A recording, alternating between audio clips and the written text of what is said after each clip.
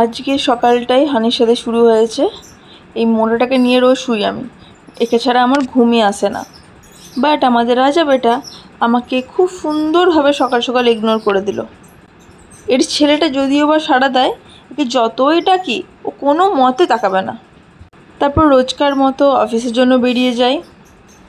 আজকে আমাদের অফিসে ছোট সাগরিকার বার্থডে। তো এখানে আমরা সবাই স্মার্ট বাজার থেকে ঘুরে আসার পর ব্লিঙ্কিটে ওর জন্য গিফট অর্ডার করেছিলাম, ওটার জন্য ওয়েট করছিলাম। তারপর আমরা সবাই মিলে ছোট সাগরিকার হাতে ওর গিফট তুলে দিই। গিফট পেয়ে তো মোটামুটি ভালোই খুশি। ও যা রিয়াকশন দিয়েছে,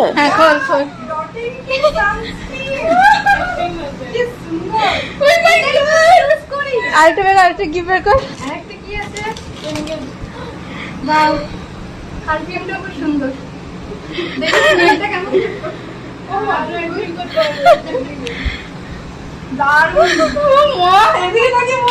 তারপর আমি আর হানির শ্বশুর চলে গেছিলাম ভ্যানিলা বিনস ওর জন্য কেক আনতে।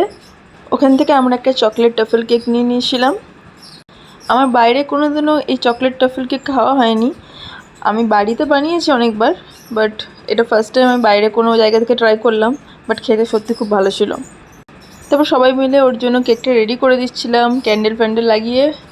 ও তো এবারে কেকটা কাটবে। তারপরে এই তো কেকটা সুন্দরভাবে সাজানোর পর সাগরিকা কাটতে লেগে যায়। কেকের মধ্যেও ছোট সাগরিকা লিখেই নিয়ে এসেছিলাম। আমাদের অফিসে যেহেতু দুটো সাগরিকা, তাই একে সবাই ছোট সাগরিকা বলেই রাখে। তারপর বিকেলবেলা সাগরিকা আমাদের সবাইকে খাওয়ায়, যেহেতু বার্থডে খাওয়াতে তো হবেই। ও মিয়ামোড় থেকে সবার জন্য স্ন্যাক্স আইটেম কিছু নিয়ে আসে। তো ব্যাস আবার এই ভিড়ের মধ্যে গরমে বাড়ি চলে আসি। এই হানির ছেলে এত জ্বালাচ্ছে, বাপরে বাপ। খেয়ে মনে হবে ভাজা মাছটা উল্টে খেতে জান না, কিন্তু যা বদমাস সেটা আমরাই জানি। অফিস থেকে এসে না খেয়ে না দিয়ে আগে এদেরকে আদর করতে হয়। যতক্ষণ না আদর করবো আমার পেছন পেছনে এইভাবে ঘুরে বেড়াবে। তারপর আমাদের হানি চোর কি সুন্দর আমার মায়ের প্লেট থেকে খাবার চুরি করে। এর আবার একটু ব্যাপার স্যাপার আছে।